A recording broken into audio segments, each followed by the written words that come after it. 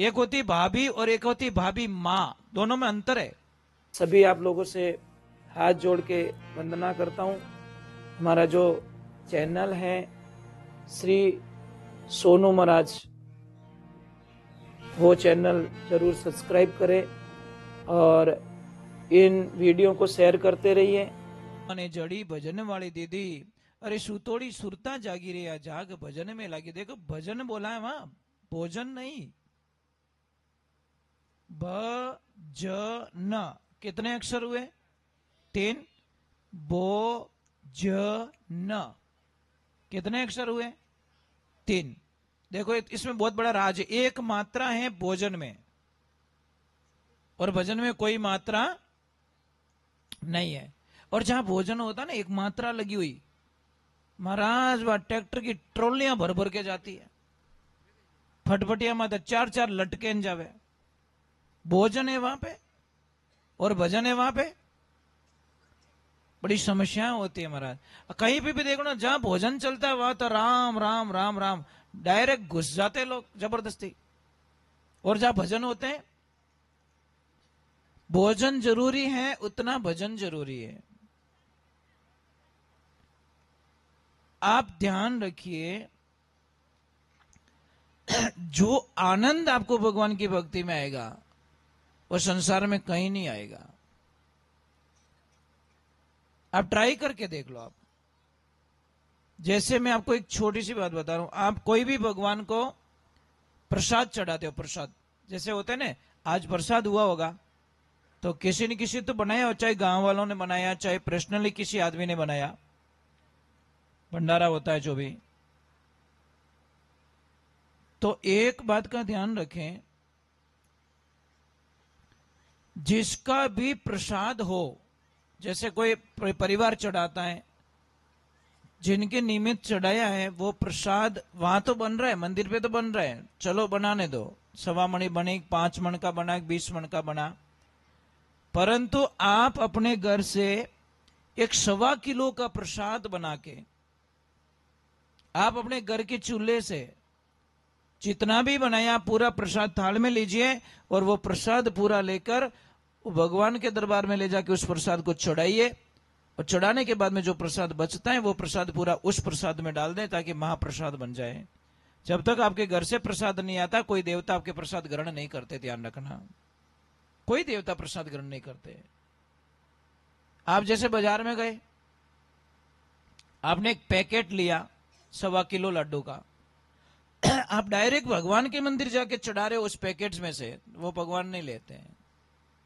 आपको उस लड्डू को कायदेसर थाली में लेना पड़ेगा वापस। आप डायरेक्ट खोखे में से उस पैकेट में से भगवान को भोग नहीं लगा सकते। आप बड़ा अपराध माना गया है। पर क्या करे, कई लोग तो डब्बा पकड़ाते, डब्बे में से खा लो। ऐसे थोड़ी होता, थाली में लीजिए, थाली से भोग लगाइए।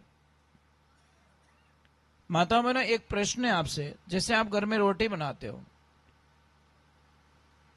आटा लेते हो साइड में, सूखा आटा, सूखा, उसको क्या कहते हो आप? जोर से बोलो ताकि मैं समझ सकूं। पलोथन, ठीक है। उस पलोथन जो बच जाता है उसका क्या करते हो आप लोग? वापस उसी डब्बे में डाल देते हो।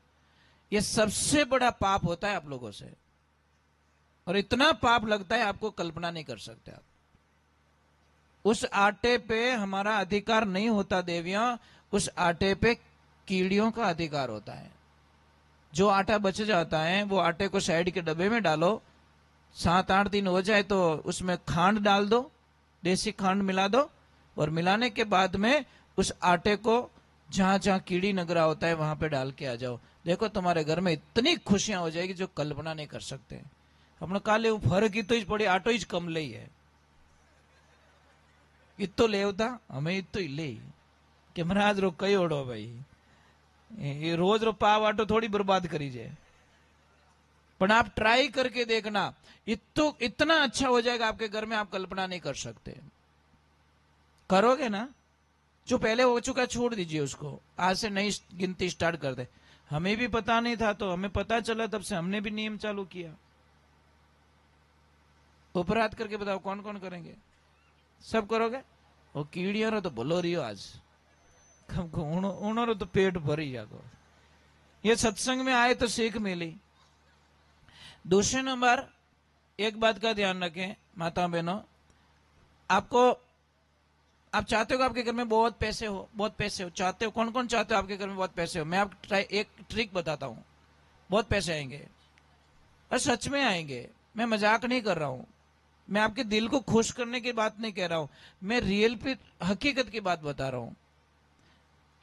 आपको करना क्या है, जिस माता बहन को घर में ज्यादा लक्ष्मी चाहिए, तो जब भी उसकी ननद घर पे आए, थोड़ा कान खोलना, ऐसे ऐसे करके खोलो कान को। जब आपके ननद भाई साहब घर पे आ जाए तो ननद भाई साहब से कभी गुस्सा मत होना। एक बार वापस बोलू क्या? जब आपके ननद भाई साहब के आए घर पे तो आप गुस्सा मत करना। फिर देखो आप, कोई कोई तो बहुत अच्छी भाभियां होती है, एक होती भाभी और एक होती भाभी मां, दोनों में अंतर है। भाभी कौन होती है और भाभी मां कौन होती है? भाभी मां कौन होती है पता है? कि जैसे बहन के मामेरा भरना मायरो, तो 5 तोला सोना लिया पतिदेव ने, तो भाभी मां क्या कहेगी? बोले 5 नहीं 7 तोला लो, 2 तोले और डालो, उसके भाग का वो खाएगी। ड्रेस अच्छी दिलाती है, ये भाभी है, भाभी मां। समझ में आई ना? और भाभी क्या करेगी? भाभी क्या करेगी? भाभी मां ने तो बढ़वा दिया, 5 का 7 करवा दिया, और भाभी क्या करेगी? हाथ रो 3.5 कराएं छोड़े, कम करो, 3.5 तोड़ा ले लो, ज्यादा नहीं। नहीं लोगे ना सबका धुआं काट दूंगा, मेरा नाम पान की है। कोई पानी बाई तो नहीं हटे है तो नहीं ने? ये प्रॉब्लम्स होती। भाभी और भाभी मां में बहुत फर्क होता है। भाभी मां कभी भी उसके ननद को मां बाप की याद नहीं आने देती साहब, पता ही नहीं चलने देती कि उसके माता पिता जिंदा है कि नहीं है, वो भाभी मां कहलाती है। और भाभी हर बार उसके मां बाप की याद दिलाती है। माताओं बहनों, मैं मजाक नहीं कर रहा हूं, एक लड़की को कुछ नहीं चाहिए, उसके वो पियर जाए, उसकी भाभी हंस के बोल जाए ना, तो उसके पास करोड़ों की संपत्ति आ गई। वो कोई चीज की भूखी नहीं होती। आप भी भूखे नहीं हो, आप पियर जाओ और अपने पियर में आपकी भाभी हंस के बोल जाए, कितना अच्छा लगेगा आपको, कितना बढ़िया लगेगा। और नहीं बोले तो बीती उड़ी देखो। और रियलिटी भाई, हम यहां पे आए और आप लोग मतलब मैं कितनी कोशिश कर रहा हूं फिर भी आप नहीं हंस रहे हो, नहीं अच्छे बोल रहे हो, तो मैंने जो अच्छा भजन याद है वही भूल जाओ। व्यवहारिक बात है महाराज। और आप खुश हो तो हमको ऑटोमेटिकली अच्छी अच्छी बातें याद आएगी। तो अभी दूसरे नंबर, कोई भी भाणेज आपका प्रणाम करे ना, आपको प्रणाम मत करने देना। भाणेज को बोले हाथ जोड़ ले भैया, प्रणाम मत कर, मामा के ऊपर बहुत बड़ा कर्ज चढ़ जाता है। भांजा कभी मामा के पैर ना छुए, ये बड़ा अपराधी होता है। हाथ जोड़ ले भांजा, वहां तक सीमित है। तीसरे नंबर माताओं बहनों, कोई भी साधु संत आ जाए तो आप भाव से उनकी सेवा कीजिए। पता नहीं किस दिन वो क्या देके चले जाए, कौन जाने भाई। इन जोगी वाली जोड़ियां हीरा माणक भरिया, मांगे जाने जोगी देते ऐसा वो दिल का दरिया। कोई बताओ जोगी आवता जाने लाख बधाई, जोगी मेरा अमित है कुण देखा मेरे भाई। पहचान करने वाला कर देता है, नहीं पहचान करने वाला नहीं करता है। कोई नगरी के सेठ थे, वो जिंदगी में कभी सत्संग में नहीं गए, कथा में नहीं गए, मंदिर नहीं गए, कंजूस। बट जाओ 1 रुपयो दान करना पड़ियो तो बड़ी कंजूस प्रवृत्ति के। पर उनकी पत्नी थी ना, धर्म पत्नी, वो बहुत। पत्नी और धर्म पत्नी में भी फर्क है, भाभी और भाभी मां में फर्क है ना, उसी प्रकार पत्नी और धर्म पत्नी में फर्क है। पत्नी पति को विनाश की तरफ ले जाती है और धर्म पत्नी पति को धर्म के रास्ते धकेल देती है। फर्क इतना ही पड़ता है। पत्नी हर अमावस्या पूर्णिमा को पति को दबाव में करेगी, जाओ गायों को चारा डाल के आओ, जाओ पुण्य करके आओ, जाओ धर्म करके आओ, पति को जबरदस्ती पुण्य करवा देगी। और पति बोलेगा मैं गौशाला जाके आऊंगा, हाँ फिल्म देखने चलेंगे, गौशाला नहीं जानो, नहीं पानी पूड़ी खाएंगे, भले नाक में हेडो निकले। पता नहीं, एक किसी ने मुझे पूछा कि महाराज एक चुटकला है, बता दीजिए, उत्तर बता दिए। मैं भी फंस गया कि ऐसा कौन सा आदमी है जो करोड़ से करोड़पति को कटोरा पकड़ाता है। नहीं यार, मुझे पता नहीं है, मैं क्या समझ भी नहीं आया। बोला कैसा भी करोड़पति है वो कटोरा ही पकड़ाता है। પછી એક ભાઈ લારું બોલે મને ધીરો ક્યારે ગુરુજી પાણી પૂડી વાળા। मैं कि हाँ यार, चाहे कितने करोड़पति हो जाती कटोरा पकड़ा पकड़ो, पकड़ा कि नहीं पकड़ा कि धार मुंडा में गाले पूड़ी पूड़ी। चाहे वो कितने भी पैसे वाले तो भी जाते ही पानी पूड़ी वाला कटोरा देता है, लो पकड़ो। अब उसका कटोरा लेके खड़े रहते लाइन में, ला भैया ला। અને ખાવે दूजो ने घाटो मुंडो अपनो रहवे। महाराज जी भाव होना चाहिए। तो पत्नी पति को धर्म के रास्ते ले जाती है। तो पत्नी वो थी ना, उनकी पत्नी, सेठ की पत्नी, वो बहुत दयालु थी, बहुत भाविक थी, सत्संग, कथाएं, भगवान का भजन, पूजा, आरती सब करती, पर सेठ को कोई लेन देना नहीं।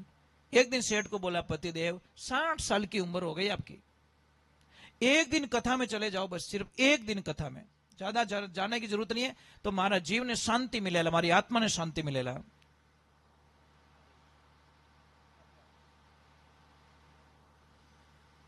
तो पति ने बोला कोई बात नहीं, आज वैसे ही मार्केट की छुट्टी है और बोल रही है तो मैं जाके आता हूं। अब सेठ जैसे ही कथा में आते हैं, और एक बात रो ध्यान रखजो, जो आदमी जिंदगी में कभी कथा में आयोडो ज कोनी, भगवान ना भजन में नहीं आवे, मंदिर में नहीं आवे, अचानक वो आदमी दिख जाए तो सब उसको देखते कि नहीं देखते। जैसे कोई 100 रुपया कभी दान नहीं करता, ठीक है, और एकदम वो 1 लाख की बोली लगाए तो सब इन्हों मुंडो देखे कि नहीं देखे, क्या यार इसको क्या हो गया, ये तो 100 रुपया भी नहीं देता, आज 1 लाख रुपया दे रहा है। सब देखने लगे, सेठ आए, सेठ आए, पूरे सत्संग पंडाल के लोग खड़े हो गए और सेठ जी को बोले आइए, बढ़िया करियो बिछावनो। सारे लोग बोले बैठिए। अब सेठ जी रो बिछावनो कटे करियो, सेठ कूलर लागोड़ो, गर्मी रा दिन, गर्मी पड़े और कूलर लागोड़ो, कितो बढ़िया लागे कूलर। हियाला में अगर कूलर चालू करियो रे तो मजा आ जाए महाराज। दूसरे दिन तो दोनों नाक मुंह हाथ लेनो पड़े, नाक तो बंद हो जावे। अब कूलर के पास में गुरुजी ने बोला कि सेठ जी ने बोला गुरुजी कब आएंगे, बोले आधा घंटा और लगेगा। तो सेठ जी ने बोला थोड़ा सो जाऊं क्या, गांव धनी रो धनी कौन भाई, सेठ गांव का सेठ। बोले सो जाओ सो जाओ, कौन डिस्टर्ब करे भाई। जैसे सेठ सोए, आहा, सेठ तो पहुंचे स्वर्ग लोग, सेठ को नींद आ गई। कथा आई, गुरुजी ने कथा पूरी कर दी, कौन छेड़े उन्होंने, कथा पूरी हो गई, सब लोग चले गए। एक आदमी बेचारा बैठा, वो बिस्तर लेने के लिए, वो उठे तो बिस्तर लेने जाओ मारो। थोड़ी देर में वो आदमी उठा के बोला सेठ जी अब जाइए। पहला शब्द कहीं तो याद है कि नहीं, पहला शब्द क्या था, आइए, दूसरा क्या था, बैठिए, और तीसरा क्या है, अब जाइए। सेठ जी ने बोला कथा के कथा पूरी हो गई, अब पधारो। सेठ ने बोला यार कथा में है तो शांति है। और कई लोगों को मैंने देखा है घर पे नहीं चमची हेटी पड़ जावे ने तो नींद खुल जावे, और सत्संग में धमाधम वाजे तो ही हो जाए। इतने बड़े स्पीकर बजते, इतनी बड़ी आवाज आती है तो भी सो जाता। हा। कोई खराटा मास्टर होता ने, खराटा लेता खड़ खड़ खड़ खड़। हाँ, खराटे की बात याद आ गई। किसी को कितने भी भयंकर खराटे आते हो ना, देसी गाय माता का घी लीजिए और शाम के टाइम में उसकी नाक में डाल दो एक एक बूंद, खराटे नहीं आएंगे। अरे हुतोड़ा रमती डाल जो पहला जगह ही जोग में एक बेचारा घबरा जाएगा, क्या हो गया। टोटका मत कर देना कि इनके नाक में वैसे फटफटिया बहुत बोलते हैं। कई लोग है ना मेरी बातों को बहुत ग्रहण ले लेते हैं। अब भगवान की कृपा हुई, सेठ गए घर पे, सेठानी ने बोला 3 घंटे से आए, इसका मतलब कथा पूरी सुन के आए। सेठानी बोली कथा कैसी रही, अरे कथा बहुत आनंद। तो मैंने बोला ना तुम जाया करो कथा में, वो बोले टेंशन मत कर, अब मैं ही जाऊंगा। सेठानी ने बोला गुरुजी ने क्या क्या बताया, कि भाई दूजू तो मैंने ठाक होनी पर 3 शब्द होनिया में के कौन सा कि पहलो शब्द जाओ तो क्यों आइए, दूसरो फिर बोले बैठिए, और लास्ट में एक आदमी बच्चे जो कि हम जाइए।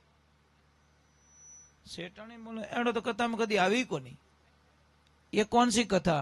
पर सेठानी बड़ी दिमाग वाली साहब, उसने बोला नहीं नहीं नहीं, पहले दिन इतना ही होता है, इतना ही सुनाते। अब दिन भर आदमी सो रहा है, रात को नींद आएगी क्या, आएगी क्या। सेठानी तो बेचारी थक गई, वो बोली मैं तो सो रही हूं। सेठ बोला मुझे नींद नहीं आ रही है। तो एक काम करो ना, वो गुरुजी ने वो 3 शब्द बोले ना, वो बैठे बैठे जप करो। और सेठ ने आसन बिछा दिया, गर्मी के दिन थे, दरवाजा खुला था, हवा आ रही ठंडी ठंडी, और अकेले ही बैठे बैठे आइए, बैठिए और अब जाइए, आइए बैठिए और अब जाइए। एक चोर निकले, चोर की ओर सेठन दरवाजा खुलो है, अटे चोरी वे सके। और जैसे ही एंटर हुआ अंदर, और सेठ के मुख से निकला आइए। चोर बोले वो तो जागे ये तो जग रहा है। अब चोर खड़ा हुआ तो सेठ क्या बोले बैठिए। चोर ने बोला ये तो बैठने के लिए बोलना है। चोर पीछे पीछे खिसक रहा, तो अब सेठ बोले अब जाइए। चोर आगे गया और बोला आज तो मर गया, ये कल बुलाएगा, लोगों को बोल देगा मेरी पोल खोल। कुछ पाने के लिए कुछ खोना पड़ता है। वो बेचारा कुछ धन लाया था आगे से चोरी करके, और सेठ की झोली में डाल के बोला अब लीजिए। तो सेठ बोले कहीं है कि चुपचाप रहो, जानता बिनता आगा मत करो। चोर देके चला गया। सुबह का टाइम हुआ और सेठ ने बोला सेठानी के क्या कि मेरा गुरु मंत्र सिद्ध हो गया। कि कैसे कि देख झोली भर के जाए गया, कोई मेरी झोली में डाल के गया। अरे कौन डाल के गया ये तो मुझे पता नहीं है, पर इतना बोला कि अब लीजिए। सेठानी बोली 60 साल हो गए कथा में जाते हुए, एक भी बिस्किट भी नहीं ला सकी, और एक दिन में झोली भर दी।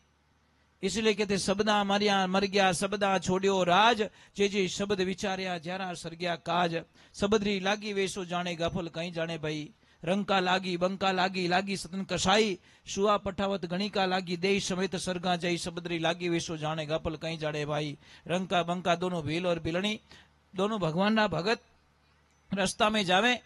रंका ने सोचा कि मेरी पत्नी पीछे आ रही है, ये नवलक का हार पड़ा है, कहीं उसकी नियति खराब ना हो जाए, तो वो मिट्टी डाल रहा है। उसकी पत्नी आई, पतिदेव क्या कर रहे हो, कि यह सोने का एक हार पड़ा है, मैंने सोचा तुम्हारा जीव इसमें फंस ना जाए। तो उसने बोला मिट्टी पे क्या, मिट्टी डाल दे, आगे चलो ना। पति को समझ में आ गई मेरे को सोना दिख रहा है, इसको मिट्टी दिख रही है, मेरे से आगे बढ़ गई है, ये सोने को भी मिट्टी में देख रही है। महाराज एक बात ध्यान रखना, सबसे बड़ा स्वर्ग लोग इस धरती पे है। जिस परिवार में क्लेश नहीं है, जिस बाप बेटे के बीच में वाद विवाद नहीं है, जिस पति और पत्नी के बीच में झगड़ा नहीं है, भाई भाई के बीच में झगड़ा नहीं है, बस वही तो स्वर्ग लोग हैं। आप कहां स्वर्ग ढूंढने जाते हो, स्वर्ग कोई अलग परत नहीं है, परिभाषाएं हैं स्वर्ग की। जहां शांति है वहां आनंद है, और जहां अशांति है वहां आनंद नहीं हो सकता। और पति और पत्नी की विचारधाराएं अगर नहीं मिलती ना, तो समझ लीजिए वो घर कोई काम का नहीं है। आप ट्राई करके देख लो आप, पर किसको समझाएं ये बातें।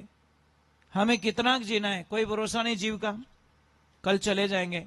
एक मेरा विशेष निवेदन है, दोनों हाथ जोड़ के, कि 25 फरवरी से 2 मार्च तक, ये 25 फरवरी आ रही नहीं, 2 मार्च तक हमारे आश्रम पे भागवत कथा है, आश्रम पे। और 3 मार्च को तुलसी माता का विवाह है, ठाकुर जी का विवाह है, और उस विवाह के साथ में 51 बच्चियों की शादी आश्रम पे। आप सबको मैं निमंत्रण दे रहा हूं, दोनों हाथ जोड़ के, कि आप जरूर पधारना। आशीर्वाद देने के लिए 7 दिन में कभी भी आ सकते हो, कथा में भी आ सकते हो, और दर्शन देने के लिए जरूर आ सकते हो। दूर तो है नहीं, 60, 70, 80 किलोमीटर होगा यहां से तो एक दिन का टाइम जरूर निकालना। यहां से पूरी बस किराए कर लेना एक, ठीक है, और आप आ जाना भाई। देखो एक बार आओगे तो बड़ा अच्छा लगेगा।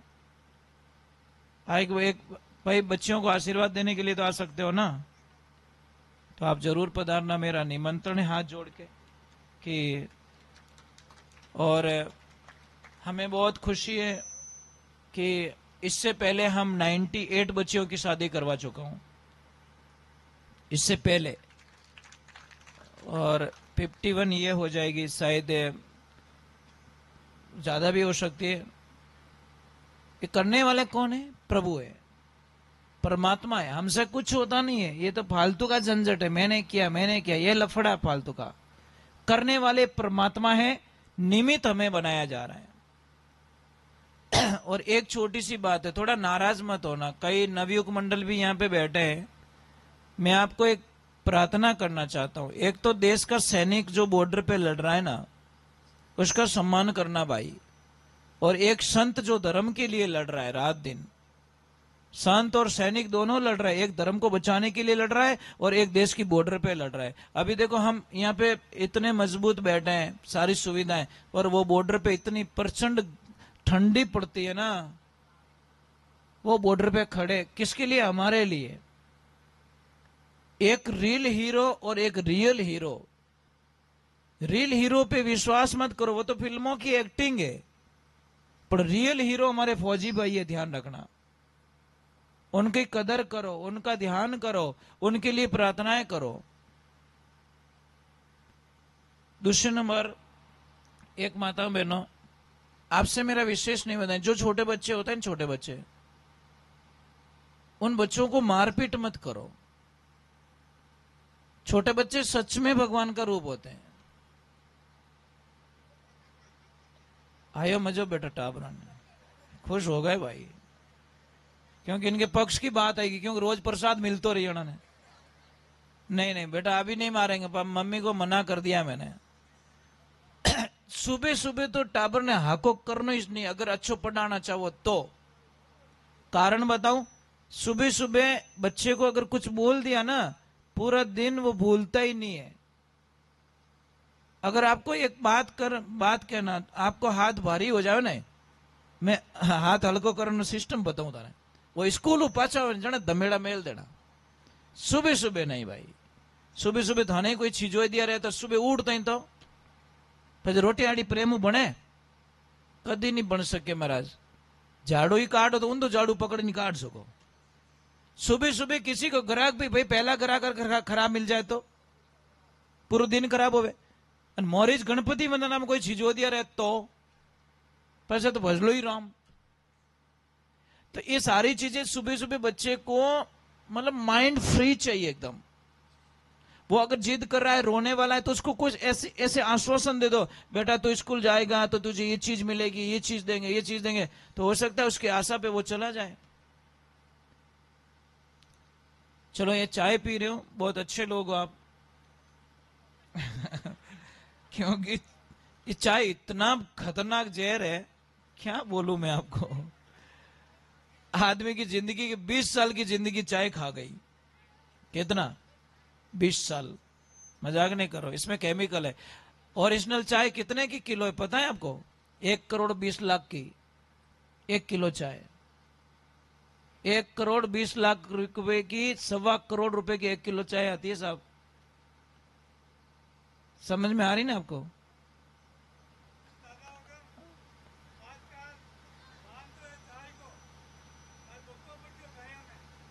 जी जी जी जी।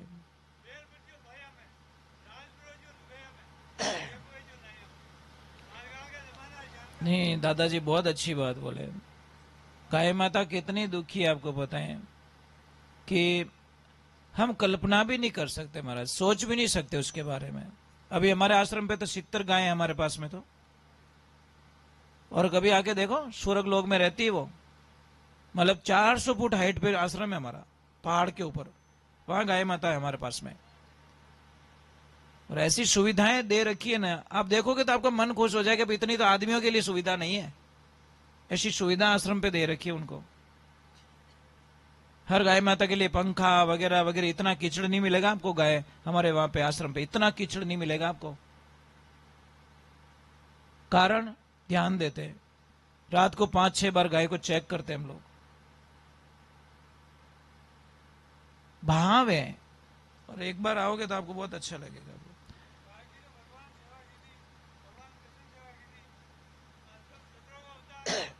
कहते नहीं कि भगवान रो नाम लेना हो रहा है, पर सच में भगवान के साथ में चलना बहुत मुश्किल है।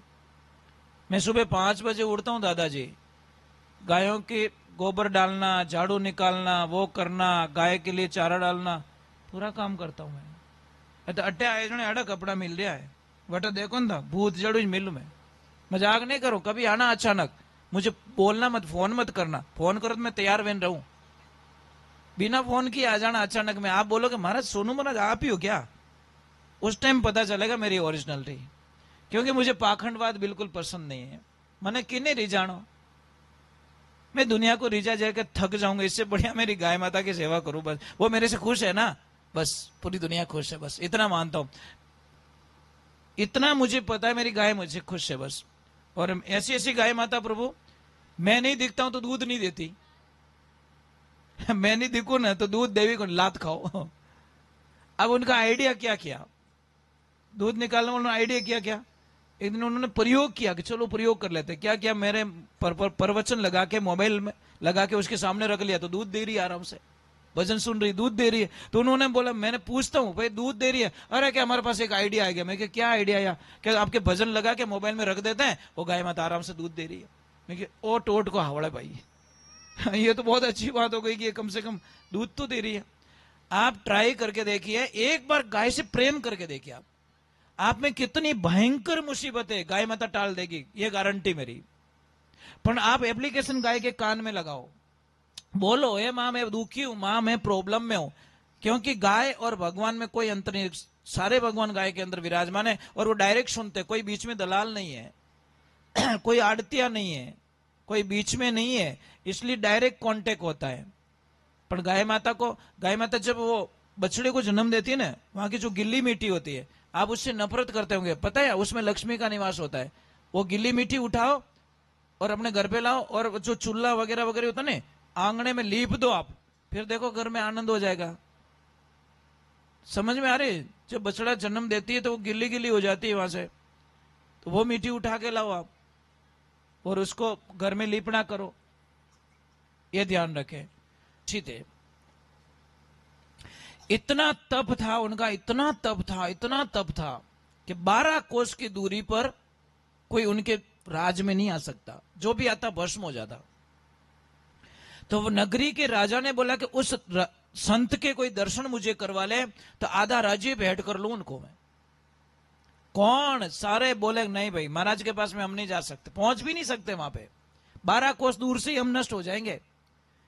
सारे लोग थक गए तो एक वेश्या आती है गांव की, नगरी की वेश्या आके बोली, राजन मैं गुरुजी के पास में ले चल सकती हूं, मेरे में वो ताकत है। बोले कैसे, कि वो तुम नहीं जानते, 2 बोरी तमाकू लाके दे दो मुझे, कुछ नहीं करना है आप लोगों को, 2 बोरी तमाकू लाके दो, फिर क्या करेगी देखते जाओ तुम मैं क्या करती हूं। अब उसने क्या किया, जैसी बॉर्डर पे गई, उसको पता है यहां से उनका सीमा चालू हो जाती है, वहां से तमाकू का धुआं करना स्टार्ट किया उसने। और शास्त्र कहता है कि जहां तमाकू का धुआं फैलता है वहां सारा तप खत्म हो जाता है, जो एनर्जी होती वो खत्म हो जाती है। उस वेश्या ने धुआं करते करते करते करते करते महाराज के पास में पहुंच गई, और जैसे ही महाराज उल्टे लटक के तप कर रहे थे, वहां पे जाके धुआं किया तो महाराज जी नीचे गिर गए। नीचे गिरते ही बोले कि इस मृत्यु लोक में ऐसा कौन पैदा हो गया जो ब्रह्मा विष्णु महेश भी मेरा ध्यान नहीं डिगा सके, कौन ऐसा पैदा हो गया। तो वो वेश्या बोली, मैं आ गई तुम्हारे पास में। कि कैसे, कि इस तमाकू की मेहरबानी से। और आपको पता है, सुन के अजीब लगेगा आपको, ये तमाकू नहीं है, तमाकू नहीं है, तमाकू है। क्या है, और ये किससे बनी, अभी बोल दूं, सच बोल दूं, ये किससे बनी, इसकी पैदाइश कैसे हुई तमाकू की। एक गुस्सा कर देंगे मेरे पे ये पीढ़ी वाले कि महाराज तो फालतू के आटिया खावे, और मैं सत्य बता रहा हूं, तमाकू नहीं है, तमाकू है। तमा मतलब गाय, संस्कृत में गाय को कहते हैं, और खून मतलब गाय के खून से ये तमाकू का पौधा पैदा हुआ साहब। और तमाकू खाने वाले का यज्ञ कभी सफल नहीं होता, कभी देवता प्रसाद ग्रहण नहीं करते, अशुद्धिकरण होता है तमाकू से। और तो मिराज खाए 15 मिनट पहला और बाद में अजायन ओम स्वाहा, उसका यज्ञ कब सफल होता है? मिराज तो मुंडा मन के जय बाबा री, ये तेरी भली हो तेरी। महाराज जब आपके घर में यज्ञ हो ना, मैं आपको शुद्धिकरण बता देता हूं, करना आपकी इच्छा है, नहीं करना मेरा धर्म, मेरा कोई लेन देना नहीं, परंतु 41 दिन पहले 45 दिन पहले घर में सब गंदा खान पान छोड़ दो, अगर यज्ञ का फल लेना है तो। कोई बीड़ी पीता है तो छोड़ दो, कोई गुटखा खाता है तो छोड़ दो, कोई सिगरेट पीता है तो छोड़ दो, कोई है ना, छोड़ दीजिए आप। और 45 दिन बाद में आप यज्ञ में बैठ सकते हो, इसमें कोई शंका नहीं है। जीजी माता राधे राधे, ऐसे धोखा नहीं दे सकते भाई। पास बैठो हेठा, अद बिचला कुल्लर भूंडी हमारा।